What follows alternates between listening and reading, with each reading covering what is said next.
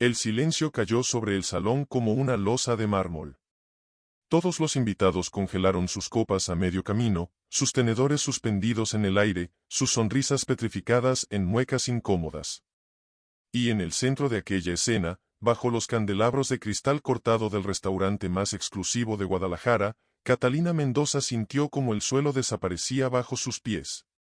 Las palabras de su esposo todavía flotaban en el aire como veneno invisible, contaminando cada rincón de aquel espacio que minutos antes había sido escenario de celebración.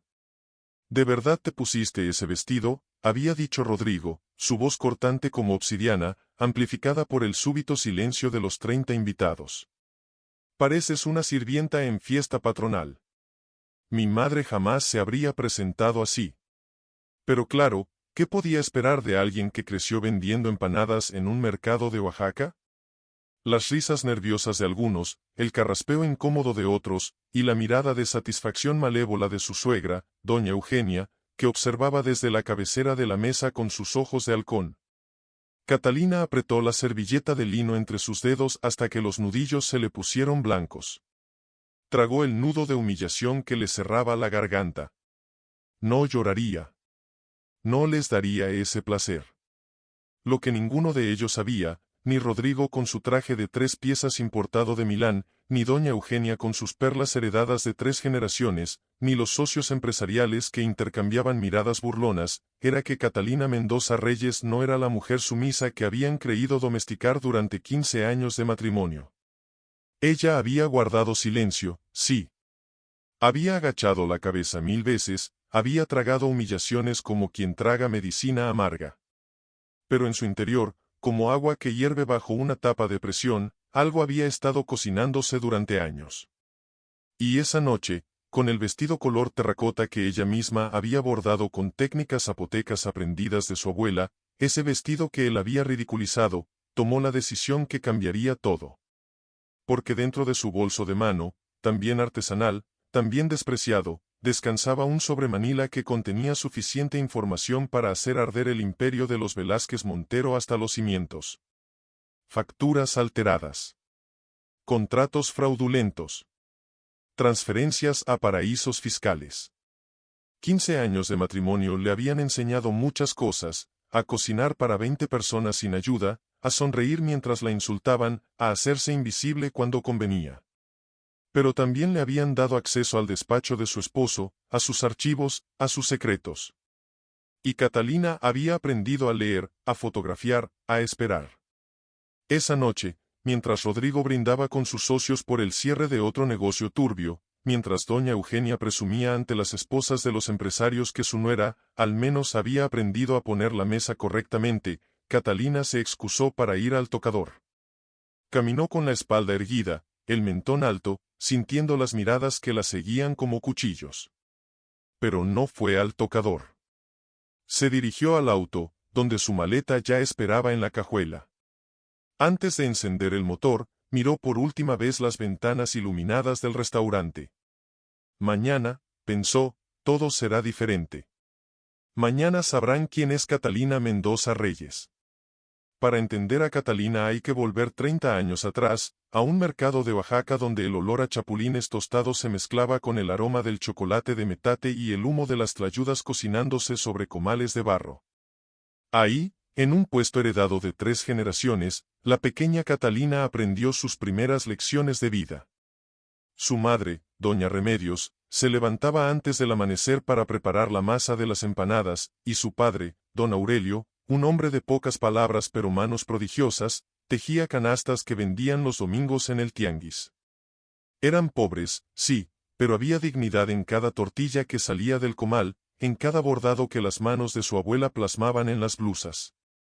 «Mija», le decía su abuela Candelaria mientras le enseñaba a bordar los patrones zapotecas ancestrales, «la pobreza no es vergüenza. La vergüenza es olvidar quién eres». Catalina tenía 8 años cuando memorizó esas palabras, bordando grecas que representaban la lluvia y el maíz, símbolos de vida y abundancia. Su abuela le contaba historias de sus antepasados, mujeres guerreras que habían resistido conquistadores, hambrunas, revoluciones. «Llevamos sangre de Monte Albán», decía con orgullo, «somos hijas de calendarios y estrellas». Y Catalina absorbía cada palabra como tierra sedienta absorbe la primera lluvia de mayo. Pero la vida en el mercado no era solo historias y bordados. Era madrugar antes de que saliera el sol, cargar cajas más pesadas que su propio cuerpo, aguantar los empujones de los marchantes, soportar las miradas despectivas de quienes pasaban en sus autos con aire acondicionado rumbo a la zona dorada de la ciudad. Catalina aprendió pronto que el mundo estaba dividido, los que servían y los que eran servidos. Y ella, por designio del destino, había nacido del lado equivocado de esa línea invisible. Pero también aprendió algo más, que la inteligencia no tiene clase social, que la dignidad no se compra con dinero, y que los libros, esos amigos silenciosos que devoraba bajo la luz de una vela porque no alcanzaba para pagar la electricidad completa, podían llevarla a lugares donde su cuerpo no podía llegar. A los 16 años, Catalina ganó una beca para estudiar administración en la Universidad de Guadalajara. Fue la primera de su familia en pisar una universidad, y el día que partió, todo el mercado se reunió para despedirla. Los vendedores de verduras le regalaron canastas con comida para el viaje, la señora de las nieves le dio un abrazo que olía a vainilla y nuez, y su padre, ese hombre que nunca decía nada, le sostuvo las manos entre las suyas, callosas y fuertes, y le dijo con voz quebrada: «Vuele alto, mija. Pero nunca olvide de dónde vienen sus alas». Catalina lloró todo el camino en el autobús de segunda clase, con su maleta de cartón y su suéter tejido por su abuela, rumbo a una ciudad que prometía tanto y exigía más. Fue en la universidad donde conoció a Rodrigo Velázquez Montero. Él llegaba en un auto deportivo, usaba ropa de marca, y hablaba de viajes a Europa como quien habla del clima.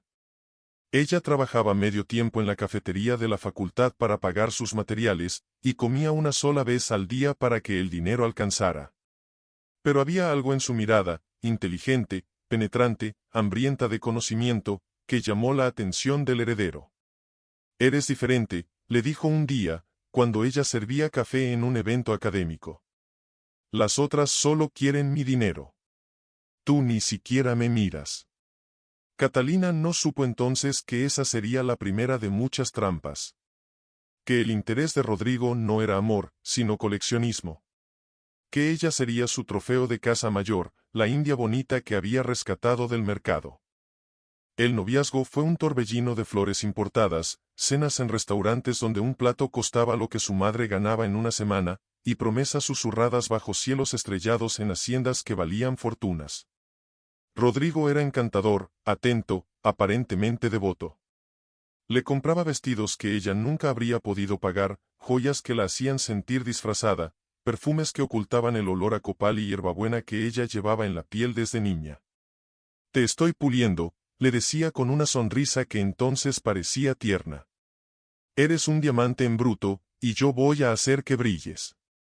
Catalina, deslumbrada por el contraste entre su vida de carencias y aquel mundo de abundancia, no vio las señales. No notó que él nunca la llevaba a eventos familiares, que la presentaba como una amiga de la universidad, que evitaba tomarle fotos donde pudieran reconocerla. La primera vez que conoció a doña Eugenia supo que algo estaba mal. La madre de Rodrigo la recibió en la mansión de las Cañadas con una sonrisa que no llegaba a sus ojos, le dio la mano como quien toca algo sucio, y durante toda la comida se refirió a ella en tercera persona: «¿La señorita quiere más agua? ¿La señorita estudia algo?». Rodrigo no dijo nada. Comía su filete en silencio mientras su madre destilaba veneno con cada palabra educadamente envenenada.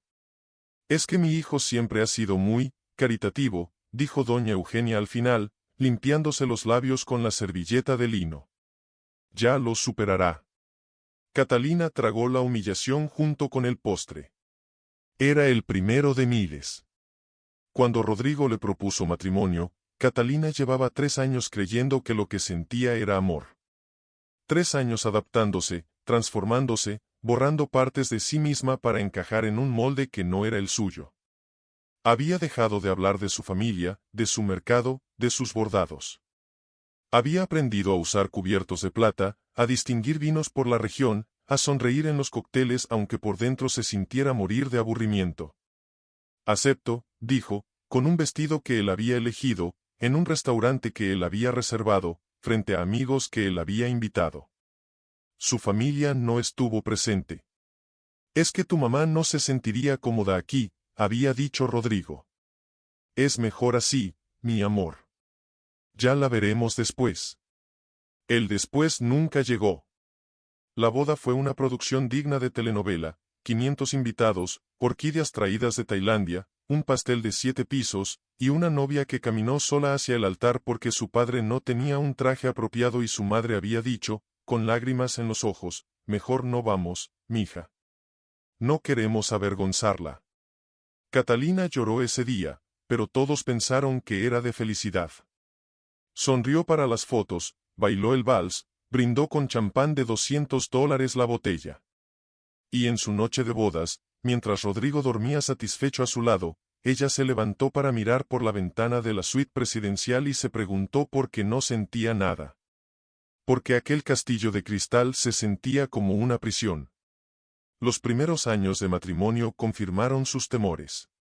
Doña Eugenia se instaló en la casa, temporalmente, había dicho Rodrigo, y se quedó para siempre, supervisando cada decisión de Catalina como un guardia vigila a un prisionero. La comida estaba muy salada o muy sosa, la casa muy limpia o no lo suficiente, la ropa muy llamativa o muy simple.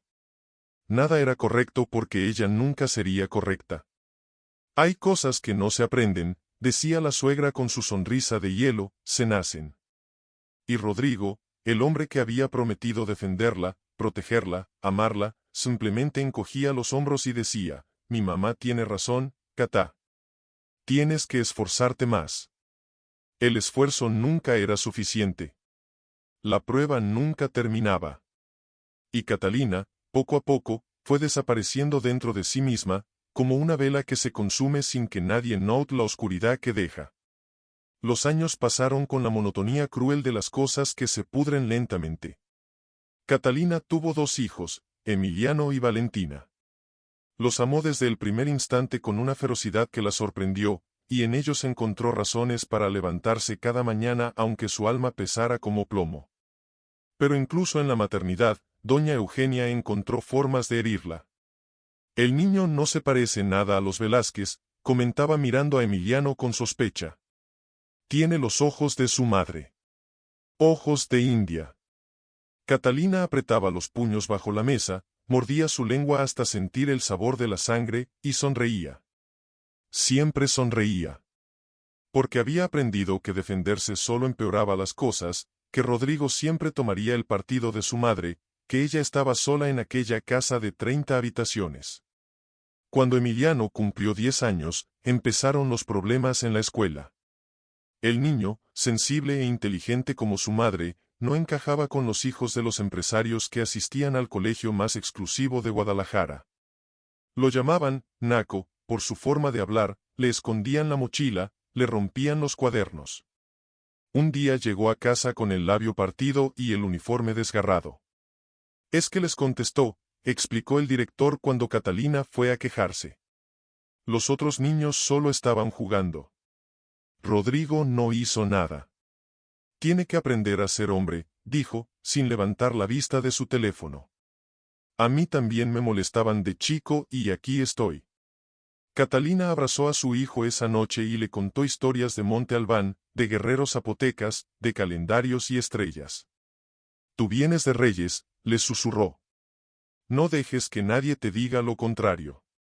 Fue por Emiliano que Catalina empezó a descubrir los secretos de su esposo. El niño, curioso como ella, un día encontró un documento en el despacho de su padre y se lo llevó para mostrárselo. ¿Qué es esto, mamá? Tiene el nombre de papá pero los números están raros. Catalina miró el papel y el corazón se le detuvo. Era una factura duplicada, una versión oficial con un monto, y otra con el doble, desviada a una cuenta en las Islas Caimán. Esa noche, cuando todos dormían, Catalina entró al despacho de Rodrigo por primera vez. Sus manos temblaban, su corazón latía como tambor de guerra.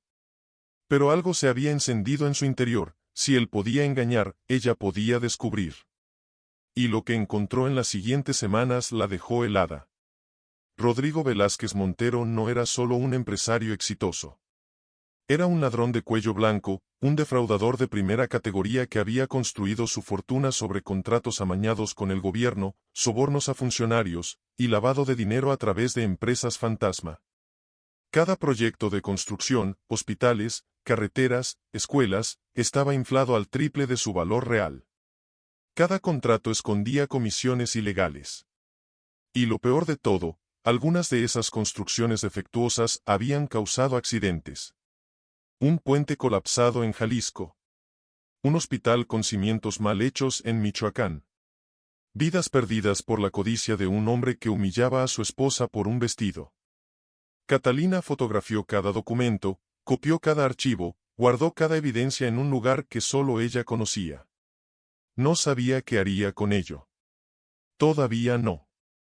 Pero supo, con la certeza de quien ve el camino por primera vez, que algún día lo usaría. Los años siguientes fueron de espera estratégica.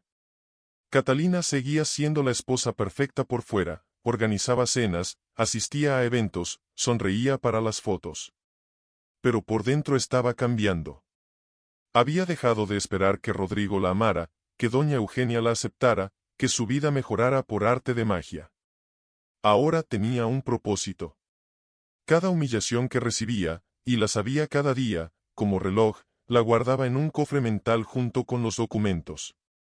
Cada, eres una india ignorante, cada, mi hijo se merecía algo mejor, cada mirada de desprecio en las fiestas de sociedad. Todo se acumulaba como pólvora esperando la chispa. Solo necesitaba el momento adecuado. La gota que derramara el vaso. Y esa gota llegaría una noche de agosto, en un restaurante de manteles blancos, cuando su esposo decidió que humillarla en privado ya no era suficiente. La cena era para celebrar el contrato más grande de la historia de Constructora Velázquez, la adjudicación de un complejo hospitalario en Nuevo León valuado en 3.000 millones de pesos. Rodrigo había invitado a sus socios principales, a funcionarios del gobierno, a sus banqueros de confianza.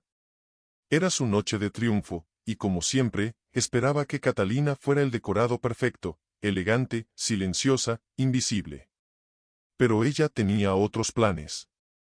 Después de 15 años escondiendo quién era, de disculparse por su origen, de vestirse con ropa que no le pertenecía, Catalina decidió que esa noche sería diferente. Esa noche se pondría el vestido que había bordado ella misma durante meses, con técnicas zapotecas, con hilos de colores tierra y motivos ancestrales. Esa noche sería quien realmente era, al menos por fuera. Cuando bajó las escaleras de la mansión, el silencio fue inmediato. Doña Eugenia dejó caer su copa de jerez, Rodrigo palideció como si hubiera visto un fantasma, y los primeros invitados que ya habían llegado intercambiaron miradas de incredulidad. El vestido era espectacular, color terracota como la tierra de Oaxaca, bordados en negro y dorado que contaban historias de lluvia y maíz, mangas amplias que recordaban a las mujeres del istmo. Catalina se veía hermosa, majestuosa, radiante. Pero para ellos, solo se veía pobre. No vas a ir así, dijo Rodrigo entre dientes, tomándola del brazo con fuerza. Cámbiate. Ahora. Es mi vestido, respondió ella, sosteniendo su mirada por primera vez en años. Es quien soy. Él la soltó como si quemara. Bien, dijo, con esa voz fría que anunciaba tormentas. Pero te vas a arrepentir. Durante toda la cena, Catalina sintió las miradas como insectos caminándole por la piel. Los susurros detrás de las servilletas, las risitas ahogadas, las cejas levantadas. Doña Eugenia no le dirigió la palabra, pero su desprecio era tan denso que casi podía tocarse. Rodrigo, en cambio, eligió la tortura pública. Cada vez que podía, hacía comentarios sobre la ropa. Mi esposa quiso venir de mexicana auténtica, es que ella tiene gustos populares, lo campesino no se quita. Catalina sonreía y comía, sonreía y bebía, sonreía y moría por dentro. Pero también observaba. Notaba quienes reían más fuerte, quienes miraban al piso incómodos, quienes disfrutaban de su humillación como quien disfruta un espectáculo. Guardaba cada cara, cada nombre. Los necesitaría después. El golpe final llegó al brindis. Rodrigo se puso de pie, copa en mano, y mientras todos alzaban sus cristales para celebrar el contrato millonario, añadió, y gracias a mi esposa, que aunque no entiende de negocios, al menos aprendió a servir la mesa correctamente. Supongo que algo se le quedó de su época de mesera. Las risas estallaron. 30 bocas abiertas burlándose de ella frente a los candelabros, los platos de porcelana, las copas de cristal cortado. Catalina sintió que el aire se le escapaba de los pulmones, que la sangre se le helaba en las venas. Pero no lloró. No gritó. No se derrumbó como todos esperaban. En cambio, levantó su propia copa y bebió un sorbo largo, mirando directamente a los ojos de su esposo. Gracias por recordarles de dónde vengo, dijo, su voz clara y firme. Nunca lo olvidaré. Se excusó con elegancia, la espalda recta, el mentón alto. Caminó entre las mesas sintiendo cada mirada como un hierro caliente pero sin doblegarse, sin apurar el paso. Llegó al tocador de damas, se encerró en un cubículo, y solo entonces se permitió temblar. No de tristeza. De rabia. Una rabia fría, calculada, que le recorría el cuerpo como mercurio líquido. 15 años. 15 años de humillaciones, de desprecio, de anulación sistemática. ¿Y todo para qué? Para que el hombre que le había prometido amor la exhibiera como fenómeno de circo frente a sus socios. Se miró en el espejo, vio el vestido de su abuela, los bordados de su pueblo, y se prometió algo. Mañana, Rodrigo Velázquez Montero sabría lo que era perderlo todo. Mañana, comenzaría su verdadera historia. Catalina no durmió esa noche.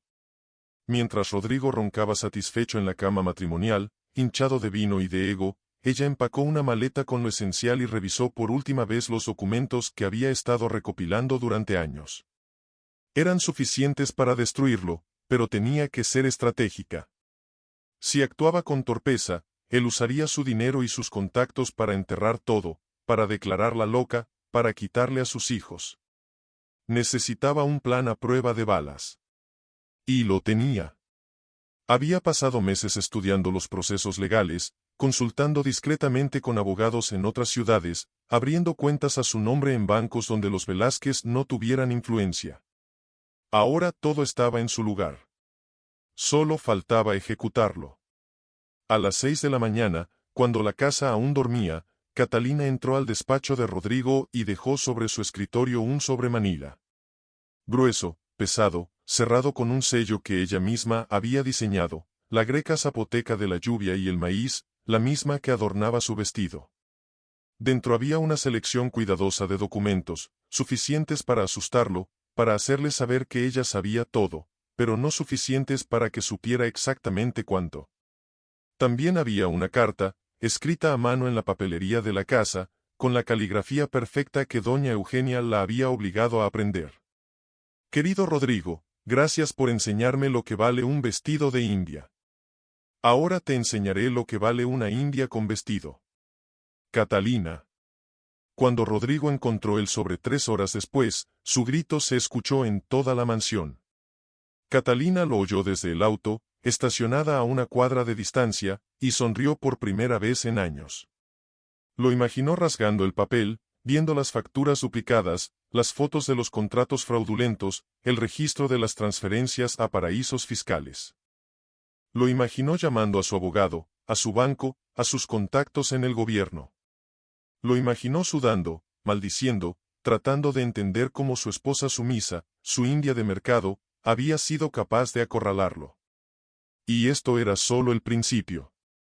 Catalina encendió el motor y se dirigió a la primera parada de su plan, la Fiscalía Anticorrupción del Estado. El fiscal que la recibió era un hombre joven, ambicioso, con reputación de incorruptible. Exactamente lo que ella necesitaba. Catalina desplegó ante él una muestra de los documentos, solo una muestra, y vio cómo sus ojos se abrían como platos. ¿Tiene más?, preguntó, la voz temblorosa de emoción contenida. Tengo todo, respondió ella. 15 años de fraudes, sobornos, lavado de dinero. Suficiente para meter a prisión a mi esposo y a media docena de funcionarios públicos. Pero necesito garantías. Protección para mí y para mis hijos. Inmunidad a cambio de mi testimonio. El fiscal asintió lentamente, midiendo el peso de lo que tenía frente a él. Señora Velázquez, empezó. Mendoza, corrigió ella. Mi nombre es Catalina Mendoza Reyes. Y estoy lista para hablar. Mientras Catalina firmaba declaraciones en la fiscalía, el caos se desataba en la mansión de las Cañadas. Rodrigo había llamado a todos sus contactos, políticos, jueces, empresarios. Pero por primera vez, nadie respondía. Las ratas siempre son las primeras en abandonar el barco que se hunde, y el barco de los Velázquez Montero estaba haciendo agua por todos lados. Doña Eugenia, enterada por los sirvientes de que su nuera había desaparecido con una maleta, se paseaba por los pasillos como alma en pena, repitiendo, siempre lo supe. Siempre supe que esa india nos traería la ruina. Los hijos, Emiliano y Valentina, fueron recogidos del colegio por su tía paterna antes de que la noticia se esparciera. Nadie sabía dónde estaba Catalina. Nadie imaginaba lo que vendría. Y dime tú, ¿qué habrías hecho en el lugar de Catalina? ¿Crees que Rodrigo merecía lo que estaba por venirle? Cuéntame en los comentarios. La noticia estalló 3 días después como bomba en medio de un campo minado. Los titulares de todos los periódicos del país gritaban el escándalo, cae empresario por megafraude, constructora Velázquez operaba red de corrupción, contratos fantasma por miles de millones. Las fotos de Rodrigo siendo esposado por agentes federales inundaron las redes sociales, los noticieros, las portadas de revistas. El hombre que 3 noches antes brindaba por su éxito rodeado de aduladores, ahora cubría su rostro con las manos mientras lo subían a una patrulla. Su imperio se desmoronaba en tiempo real, cuentas congeladas, propiedades embargadas, socios corriendo a deslindarse. Y en medio de la tormenta, nadie sabía dónde estaba su esposa. Nadie excepto ella. Catalina siguió todo desde un pequeño hotel en Oaxaca, el mismo pueblo donde había crecido. Había vuelto a sus raíces para reconstruirse desde los cimientos, para recordar quién era antes de los Velázquez, antes de la mansión, antes de los vestidos que no le pertenecían. Durante esos días se reencontró con su madre, ya anciana y enferma, y le pidió perdón por haberse alejado, por haber antepuesto un mundo de apariencias a su propia sangre. Doña Remedios la abrazó con sus brazos frágiles y le dijo, nunca te fuiste, mija. Yo siempre te llevé aquí. Y señaló su corazón. Catalina lloró como no había llorado en 15 años, limpiando el alma de tanta humillación acumulada. Pero no podía quedarse. Tenía una batalla que pelear, y la pelearía hasta el final. El juicio fue un circo mediático que duró meses. Catalina testificó ante el tribunal con la misma calma con la que había soportado años de maltrato, pero esta vez su silencio era poder, no sumisión. Cada documento que presentaba era un clavo más en el ataúd de Rodrigo. Cada respuesta que daba desmantelaba las mentiras de los abogados de la defensa. La llamaron traidora, resentida, interesada. La acusaron de haber planeado todo desde el principio, de ser una infiltrada que se casó por dinero. Pero los hechos eran los hechos, las facturas estaban ahí, los contratos fraudulentos estaban ahí, las transferencias ilegales estaban ahí. Y ella había sido la única con el valor de exponerlos. Doña Eugenia intentó destruirla por otros medios. Contrató detectives para buscar trapos sucios, pagó a testigos falsos que declararan que Catalina era una mala madre, inició una batalla legal por la custodia de Emiliano y Valentina. Pero la anciana subestimó a su adversaria. Catalina no era la india ignorante que ella creía, era una mujer que había sobrevivido a la pobreza, que había aprendido a leer contratos legales, que había tejido una red de aliados donde doña Eugenia solo veía sirvientes. Cuando la jueza de familia leyó la sentencia, custodia completa para la madre, visitas supervisadas para el padre, pensión alimenticia millonaria, Catalina no sonrió. Solo tomó de la mano a sus hijos y salió del tribunal con la frente alta, sin mirar atrás. Rodrigo fue sentenciado a 35 años de prisión. Los funcionarios cómplices cayeron con él, secretarios de obras públicas, directores de instituciones, alcaldes de 3 estados. Fue el escándalo anticorrupción más grande de la década, y en el centro de todo estaba una mujer que un día vendía empanadas en un mercado de Oaxaca. Los medios querían entrevistarla, las editoriales querían su biografía, los productores querían convertir su historia en película. Pero Catalina rechazó todo. No lo hice por fama, dijo en la única declaración que ofreció a la prensa. Lo hice porque alguien tenía que hacerlo. Porque hay puentes caídos y hospitales mal construidos por culpa de hombres como mi exmarido. Lo hice por todas las que no pueden hablar. Y desapareció, con sus hijos, a comenzar de nuevo. Pasaron 5 años. Catalina había reconstruido su vida lejos de Guadalajara, lejos del mundo de las apariencias y el dinero sucio. Con la pensión que recibía, y que destinaba casi íntegra a sus hijos, y con el pequeño negocio de artesanías que había abierto, vivía modestamente pero en paz. Emiliano, ahora un adolescente de 15 años, estudiaba para ser abogado, quería defender a los que no tenían voz, como su madre había hecho. Valentina, de 13, bordaba con la misma destreza que su bisabuela Candelaria, vendiendo sus creaciones a turistas que no sabían que compraban arte de 5 generaciones. Catalina las veía crecer y sentía que todo había valido la pena. Cada humillación, cada lágrima, cada noche de insomnio. Todo la había traído hasta aquí, hasta esta vida simple pero auténtica. Fue Emiliano quien le contó la noticia. Mamá, mi abuela Eugenia está en el hospital. Le dio un infarto. Catalina sintió algo extraño en el pecho, algo que no era alegría pero tampoco tristeza. ¿Quieres ir a verla?, preguntó, porque sabía que su hijo todavía guardaba recuerdos de la abuela que lo consentía con regalos caros, aunque esos regalos vinieran con condiciones. Emiliano negó con la cabeza. No, pero creo que tú deberías ir. Sé que te hizo mucho daño, pero si no lo haces, no sé. Creo que te vas a quedar con eso adentro para siempre. Catalina miró a su hijo, al hombre en que se estaba convirtiendo, y vio en sus ojos la misma sabiduría que había visto en los de su abuela Candelaria. «¿Cuándo aprendiste tanto, mijo?», murmuró. «De ti, mamá. Siempre de ti». El hospital olía a desinfectante y tristeza. Catalina caminó por los pasillos blancos sintiendo que caminaba hacia su pasado, hacia todas las heridas que creía cerradas.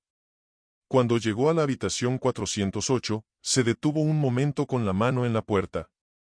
Adentro estaba la mujer que la había torturado durante 15 años, que la había llamado india, ignorante, vergüenza de la familia. La mujer que ahora yacía sola, abandonada por todos, conectada a máquinas que medían lo poco que le quedaba de vida. Catalina respiró hondo, empujó la puerta, y entró. Doña Eugenia abrió los ojos cuando la sintió acercarse.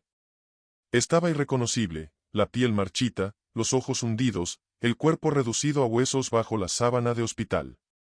Pero su mirada seguía siendo la misma, fría, calculadora, llena de un orgullo que ni la muerte podía doblegar. «Viniste a burlarte», susurró con voz de papel de arroz. «Viniste a verme caer». Catalina negó lentamente con la cabeza. «Vine a despedirme. No porque me lo merezca. Porque yo me lo merezco a mí misma». Se acercó a la cama, tomó la mano huesuda de la anciana, esa mano que nunca le había dado una caricia, y la sostuvo entre las suyas. «La perdono, doña Eugenia. No por usted. Por mí. Por mis hijos. Para que este odio no siga pasando de generación en generación». La anciana no respondió de inmediato. Cerró los ojos, y Catalina creyó que se había dormido o que ya no la escuchaba. Pero entonces, con una voz que era casi suspiro, doña Eugenia habló: «Yo, también fui como tú. También vine de abajo. Pero tuve que esconderlo, ¿sabes? En mi época, si no eras de buena familia, no eras nada. Me avergoncé tanto de donde venía que terminé odiando a los que me lo recordaban». Una lágrima rodó por su mejilla marchita. «Te odié porque eras lo que yo no tuve valor de ser. Te odié porque no te escondías. Te odié, y ahora me muero sin que nadie me llore». Catalina apretó su mano con más fuerza. Yo la voy a llorar, dijo. Voy a llorar a la mujer que pudo haber sido y no fue. Voy a llorar por todas las que vinieron antes de nosotras y tuvieron que esconderse. Pero de aquí en adelante, doña Eugenia, se acaba la vergüenza. Se acaba el odio. Mis hijas y las hijas de mis hijas van a saber de dónde vienen. Y van a estar orgullosas. Doña Eugenia murió 3 días después. No hubo gran funeral, ni esquelas en los periódicos, ni multitudes de dolientes. Solo Catalina, sus hijos, y un puñado de viejos sirvientes que la habían conocido joven, antes de que el dinero y el orgullo la convirtieran en piedra. Catalina pagó el entierro con su propio dinero ganado vendiendo bordados, no robado a través de contratos fraudulentos, y eligió un cementerio sencillo, lejos de la ostentación. Cuando bajaron el ataúd, Emiliano y Valentina lanzaron flores silvestres que habían recogido en el camino. Descanse en paz, abuela, dijo Emiliano. Ojalá en su próxima vida no tenga que esconderse. Catalina lo abrazó con los ojos llenos de lágrimas. Su hijo se estaba convirtiendo en un hombre bueno. Era su mayor victoria. De Rodrigo supo poco en los años siguientes. Cumplía su sentencia en una prisión federal, intentaba apelaciones que siempre fracasaban, vendía a través de sus abogados las pocas propiedades que le habían dejado. A veces los tabloides publicaban fotos de él envejecido, demacrado, un fantasma del empresario que había sido. Catalina no sentía placer al verlas. No sentía nada. Ese hombre ya no tenía poder sobre ella, ni para herirla ni para alegrarla. Era un capítulo cerrado, una página arrancada del libro de su vida.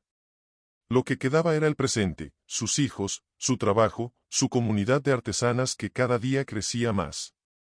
Porque eso era lo que Catalina había construido con el tiempo, una cooperativa de mujeres bordadoras de Oaxaca que vendían sus creaciones al mundo entero. Mujeres que, como ella, venían de familias humildes, de mercados y pueblos olvidados. Mujeres que bordaban grecas zapotecas, motivos mixtecos, figuras mazatecas, conservando un arte que tenía miles de años.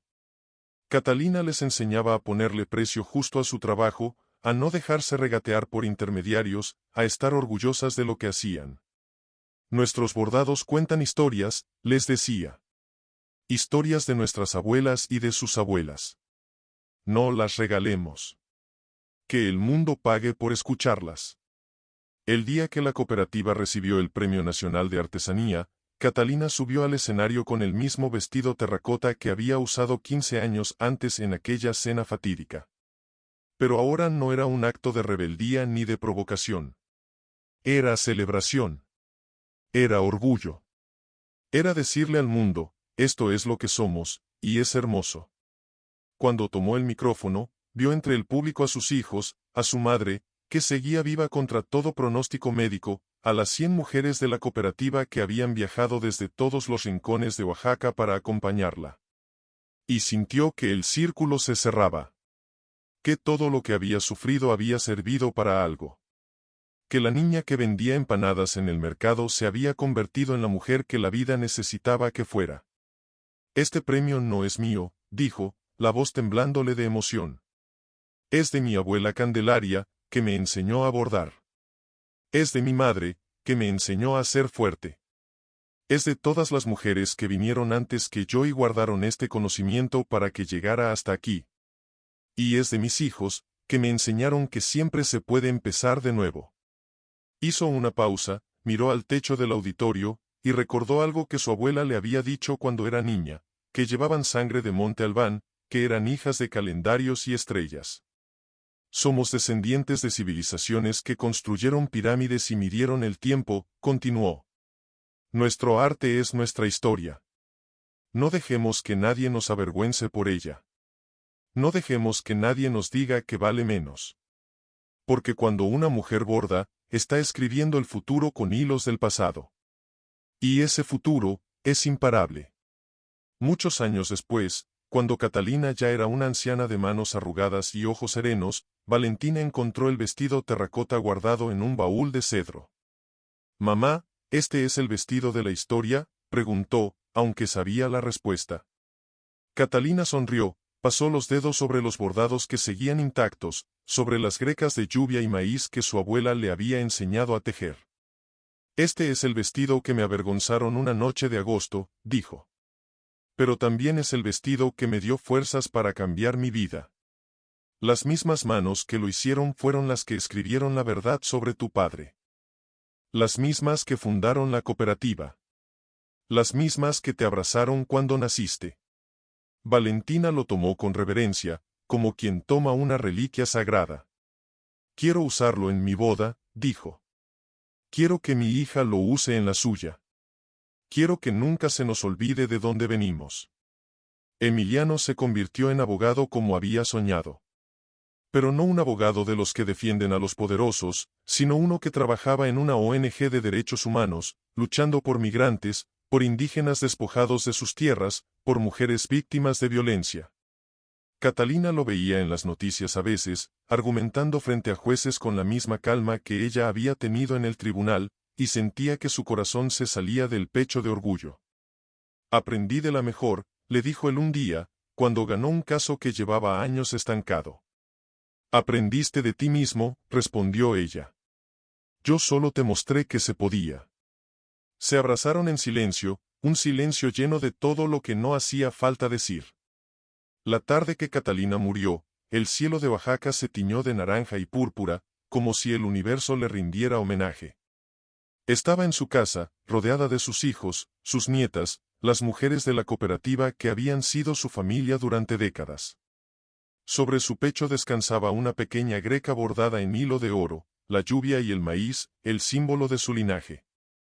No me lloren mucho, había dicho esa mañana, cuando todavía podía hablar. Llevo una vida tan buena adentro que no me cabe la tristeza. Siémbrenme en la tierra donde nací. Y sigan bordando. Mientras haya manos que borden, seguiré aquí. Cerró los ojos con una sonrisa, y se fue como había vivido, en paz, en dignidad, rodeada de amor.